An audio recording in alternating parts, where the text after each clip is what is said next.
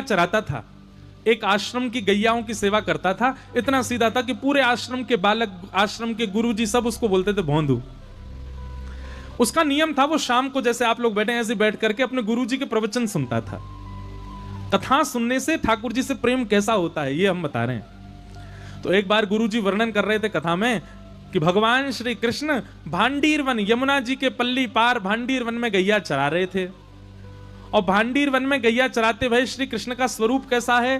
बोले मोर मुकुट धारण किया है, बैजंती माला पहनी है, वेणु का रव कर रहे हैं, मधुर बांकी अदा से चल रहे हैं, पीली धोती पहनी है, सुंदर नीला पटका पहना है, ठाकुर जी में से कस्तूरी की सुगंधी आ रही है। और ठाकुर जी गैयाओं आगे गाय, पाछे गाय, इत गाय, उत गाय, चारों तरफ गैयाओं के बीच में ठाकुर जी हाँकते भय गैयान को चल रहे हैं। अब सामने बैठा भोंदू सुन रहा था। भोंदू बोला गैया चराने तो मैं भी जाता हूं, और 2-3 बार तो मैं भी भांडीर बन गया हूं, मुझे तो श्री कृष्ण नहीं मिले। उसके चित्त में यह बात नहीं आई कि ये द्वापर युग की बात बता रहे हैं। उसको ये लग रहा है कथा सुनते सुनते कि गुरुजी कह रहे हैं, इसका मतलब अभी भी कृष्ण गैया चरा रहे होंगे। यहां इतने लोग बैठे हैं, हमें बिल्कुल सत्य बताना। हम जब कथा सुनाते हैं, ठाकुर जी की कोई लीला बताते हैं, तो आपके चित्त में यह बात आती ही नहीं है कि अभी ऐसी लीला हो रही होगी। आपके चित्त में आता है किसी काल में भगवान करते रहे होंगे। क्यों? हम चतुर बहुत हैं, हमको लगता है अभी थोड़ी होती होगी लीला। पर भोंदू के मन में आया, ये गुरुजी कह रहे हैं भांडीर वन में ठाकुर जी गैया चराते हैं, इसका मतलब भांडीर वन तो मैं भी जाता हूं, मुझे तो नहीं मिलते ठाकुर जी। फिर स्वयं कोई टोक करके बोला, अरे भोंदू तू भोरो है, तेने खोजो ही ना होगो, तू भांडीर बन जावे, गैयान को चरतो भयो छोड़ के स्वयं पेड़ के नीचे जाके सो जाए, कहां तो मिलेंगे ठाकुर जी। अब की बार जाऊंगा ढूंढूंगा ठाकुर जी कहां हैं। इतना भोला। अगले दिन गैया चराने के लिए गया तो भांडीर वन में, अब वो तो ढूंढने लगा। गुरुजी से प्रवचन में सुना था कदम्ब वृक्ष के नीचे ठाकुर जी मिलते हैं, तो कदम्ब के वृक्ष ढूंढने लगा, कहां है कदम्ब वृक्ष। गुरुजी ने कहा था जहां छांव होती है ठाकुर जी वहां बैठते हैं, तो छांव में जाके ढूंढने लगा। गुरुजी ने कहा था ठाकुर जी यमुना जी के तट पर मिलते हैं, तो यमुना पुलिन पर घूमने लगा। 1 दिन 2 दिन 3 दिन 4 दिन, अब तो रोज भोंदू ढूंढे, पूरा भांडीर वन ढूंढ लिया। 4 दिन बाद श्री राधा रमन लाल जी से रुका नहीं गया, बोले कि ये भोंदू रोज ढूंढता है मुझको, इसको लगता है मैं गैया चराने आता हूं, आज इसकी मनोकामना पूरी कर ही देता हूं। और आज भोंदू जैसे ही भांडीर वन में गया गैया चराने के लिए, तभी क्या दिखता है? असंख्य गायों का झुंड सामने से आ रहा है, विशाल सींग सब गैयाओं के, ये महाराज विशाल गैया। और जैसे ही वो गैया इतर हुई, इतर होते ही उसने क्या देखा? श्याम वर्ण त्रिभंग लली पीतांबरी पहने हुए श्री बालकृष्ण चलते हुए उसकी ओर आ रहे। मोती की लड़ धारण करी है, घुंघराले केश हैं, एक मोर पिछ ऊपर पहना हुआ है, कानों में मकराकृत कुंडल हैं, गले में सुंदर वैजंती माला है, ऊंची धोती पहनी है, पांवों में मोटे मोटे कड़ूला पहने हैं, हाथों में कंगन पहने हैं, बाजूबंद पहने हैं, कटाक्ष कटीले नेत्र हैं, मधुर मुस्कान है। श्याम वर्ण के ठाकुर जी चलते भय गैया चराते भय आ रहे हैं। ऐसे बढ़िया सुंदर एक डंडा अपने कंधा पे लगा के और दोनों हाथ ऐसे उस पर पधरा करके ठाकुर जी चलते भई गैयान के पीछे पीछे आ रहे हैं। भोंदू ने जैसे ये स्वरूप देखा, वहीं से दंडवत होने लगा, जय हो जय हो जय हो, आज दिख गए श्याम सुंदर। ठाकुर जी उसके पास आके खड़े हो गए, अरे लाला। अब वो तो उसके तो हाथ पांव कांपने लगे ठाकुर जी को देख के। ठाकुर जी बोले, अरे यहां कहा कर रहा है? अब तो वो तो बोल ही नहीं पा रहा, उसका तो मुंह कांप रहा है। ठाकुर जी बोले, घबराए मत, तो मारवे थोड़ी आया हूं मैं। अच्छा ये बता तेरा नाम कहा है? तो भोंदू ने उत्तर दिया, मेरो नाम भोंदू है। अब तो भोंदू नाम सुनते ही ठाकुर जी बोले, कहा नाम बताया होते ने? बोले मेरो नाम भोंदू है। ठाकुर जी तो बैठ गए, जोर जोर से हंसन लगे, कभी इधर गिरे कभी उधर गिरे, लोटपोट है करके। ठाकुर जी फिर पूछे, तेरा नाम कहा है? बोले मेरो नाम भोंदू है। अब तो ठाकुर जी इतने खुश हुए, उसको ऐसे गले में उसके गलवैया डाल करके अपने हृदय से लगा, वो तेरा नाम बड़ा सुंदर, सुन तू मेरो मित्र बन जा, आज तो मैं तेरा मित्र हूं। भोंदू के नेत्रों में आंसू आ गए, बोले मैं आपके लायक ना हूं ठाकुर जी। बोले ऐसे क्या बोले? देख तू भी गैया चरावे, मैं भी गैया चराऊं, तू गैया को दूध काटे, मैं गैया को दूध पीऊं, तू गैया को दूध काट के मक्खन बनावे, मैं मक्खन खाऊं, तू भी भांडीर बनावे, मैं भी भांडीर बनाऊं, हम दोनों एक से। और सुन, तू भी भोंदू और मैं भी भोंदू, हम दोनों मित्र हैं, सब तो समान है। भोंदू बोलो आप भोंदू कैसे? बोले मैं हूं भोंदू, दुनिया के भगत आमे 100 रुपया चढ़ा करके 1 करोड़ मांग के जाए मैं दे दूं। मैं हूं भोंदू, सीधा हूं, सबन पर कृपा कर दूं, तेरे जैसो सीधा हूं। भोंदू से मित्रता हुई। ठाकुर जी बोले अब बात ही बना तो रहेगो, कच्चू खवावे को पिवावे को भी, चल जल्दी निकार कच्चू खवा, मुझको भूख लग रही है। भोंदू 2 रोटी लेके गया था बस, उसने 1 रोटी ठाकुर जी के आगे धर दी। और इतना भोंदू है, अब हम आप सब लोग होते तो हम तो इतने चतुर सब धर देते साहब ठाकुर जी के आगे, पर भोंदू ने 1 ही दिया, 1 मैं भी तो खाऊंगा। ठाकुर जी के आगे धर दी, वहां में अचार धर दियो। ठाकुर जी ने चट चट सबरी रोटी खा ली। अब भोंदू से कहने लगे अरे तेरो मित्र बनूं, चल ला ये रोटी दे दे। तो भोंदू बोलो आधी ले लो, आधी मैं खाऊंगा, मुझको भूख लग रही है। ठाकुर जी बोले तू बहुत सीधा भैया भोंदू, ले आधी तू खा आधी मैं खाऊं। भोंदू बोलो अब मुझको पता चल गई तुम्हारी खुराक बहुत ज्यादा है, कल से मैं 2 रोटी तुम्हारे काज अलग से ले आऊं। ठाकुर जी बोले दारी के 2 रोटी में मन ना लगे, वो 4 लियो मुझको। भोंदू बोलो तो 2 मेरी 4 आपकी। ठाकुर जी बोले हाँ ऐसे ही करियो। ठाकुर जी अपनी गैया लेके चले गए, भोंदू अपनी। अब भोंदू इतना सीधा, उसने आश्रम में जाके किसी को नहीं बताया। उसको लगा ये सब भगवान से मिलते हैं, मैं ही अभागा हूं, मुझे इतने दिन बाद ठाकुर जी मिले। शाम को जाकर के हाथ पांव धो के गैया सब गौशाला में बांध दी, सानी कर दी, दूध निकाल के शाम को सत्संग में जाके बैठ गया, पूरी कथा सुनी, रात में सो गया। बहुत प्रसन्न है भोंदू, ठाकुर जी मेरे संग खेलने आए थे। दूसरे दिन भोंदू गया रसोई घर में, जाके रसोईया से कहने लगा भैया आज 6 रोटी दे दो। बोलो ए भोंदू तू तो 2 ही रोटी पाता है, ये 6 रोटी क्यों चाहिए? भोंदू बोलो वो नंद नंदन ठाकुर जी आए थे कल गैया चराते हुए, भूखे रह गए, बड़ो पेट है उनको, यूं कह रहे 4 रोटी लियो, मेरे 4 उनकी 2 मेरी। रसोईया बोले ए भोंदू कुछ भी बोल लो है, नंद नंदन ठाकुर जी आए, एक काम कर गुरु जी से बुलवा दे, गुरु जी बोल देंगे तो दे देंगे हम तो को। भोंदू गया गुरु जी के पास, गुरु जी एक निवेदन करना। गुरु जी बोले हाँ भोंदू बोल। मैं गैया चरावे जा रहे हो तो मैंने रसोईया से कही 6 रोटी दे दे, वो मना कर रहा है, आप कह दो।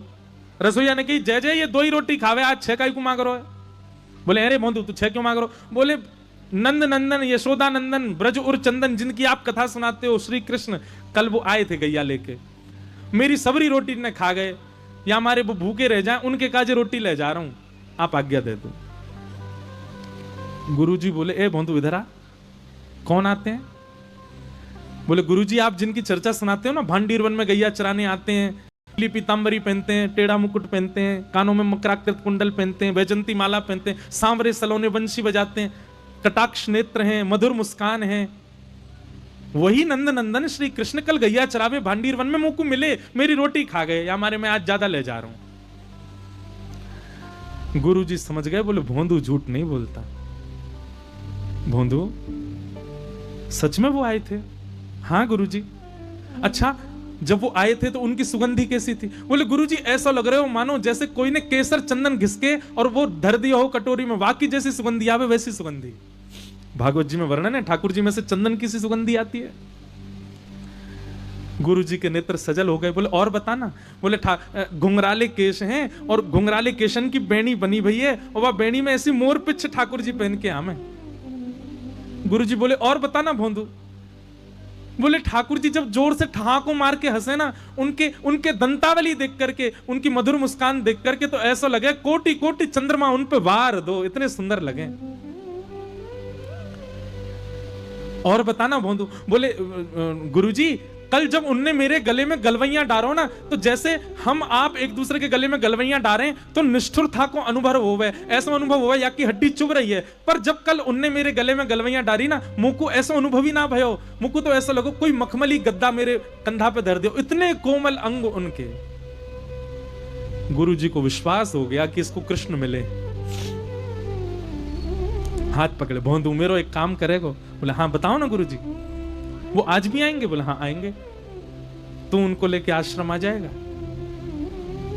भोंदू के मन में आया गुरुजी इतने शिष्य आपके, आप मुझसे ही क्यों कह रहे हो कि इतने योग्य बालक, सब पढ़ना लिखना जानते हैं, सब संस्कृत, मैं तो ग्वारिया हूं, मुझे तो गैया चराते मिल गए कल गलती से, आप सबको तो वो रोज ही मिलते होंगे ना, आप किसी भी बालक को कह के बोलो मैं कैसे लाऊं? गुरुजी ने हृदय से लगा लिया, बहुत भोला है भोंदू तू, हाँ सबको मिलते हैं, लेकिन हम चाहते हैं कि तू ही लेके आ उनको। भोंदू तो इतना खुश हो गया कि गुरुजी ने मुझको पहली बार कोई कार्य दिया है।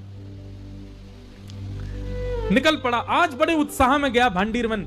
भांडीरवन जैसे ही पहुंचा तो विलंब से पहुंचा, ठाकुर जी पहले ही पहुंच गए थे।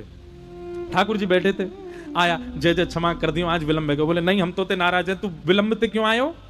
भोंदू बोलो, आज गुरुजी ने रोक लियो, फिर रसोईया ते मेरी झड़प है गई, रोटी ना दे रहो आपके काजे। तुरंत उसने पोटली खोली, ठाकुर जी की 4 रोटी उठा के, अभी भी 6 नहीं दी है ठाकुर जी को, 4 ही रखी है सामने। जे आपकी 4 रोटी, जे आपको अचार, और जे मेरो है या मत खा जाइयो, कल भूखो रह गयो मैं आपकी वजह से। ठाकुर जी रोटी पान लगे, भोंदू ऐसे घुटने दबा रहा ठाकुर जी के। ठाकुर जी के, जय जय, एक मेरी बात मानोगे? बोले हाँ। इतने वर्ष है गए मुझको गैया चराते हुए, मेरे गुरुदेव ने पहली बार मुझसे एक जिज्ञासा करी है। ठाकुर जी बोले, का जिज्ञासा? आप मेरे संग आश्रम चलो गुरु जी के पास। ठाकुर जी रोटी पाते जा रहे हैं, ए भोंदू देख, तू हमारो मित्र है, हम तेरे मित्र हैं, जे गुरु जी बीच में मतलब है। बस मैं तोते मिलूंगा, तू मोते मिलेगा, और कोई से ना मिलूंगा मैं, सबंत मना कर दे, तू मेरो सखा है, बस मैं तोते मिलूंगा और कोई तो ना मिलूंगा। भोंदू बोलो, पहली बार गुरुजी ने कोई काम दियो, ऐसा तो मत करो। अरे मैं तो आपको जानतो ही ना हो, मैं तो आपको पहचानतो ही ना हो, मैं तो कितने वर्षों तो यहाँ पे गैया चरावे आ रहा हूं, मुझको पता ही नहीं कि आप भी आओ। गुरुजी ने ही तो बताई, गुरुजी ने ही तो परिचय करायो, गुरुजी की कृपा से ही तो मैं आपसे मिलो। अगर गुरुजी नहीं होते तो मैं आपसे कैसे मिलता? उन गुरुजी की इतनी बात तो मान लो, आप चल दो।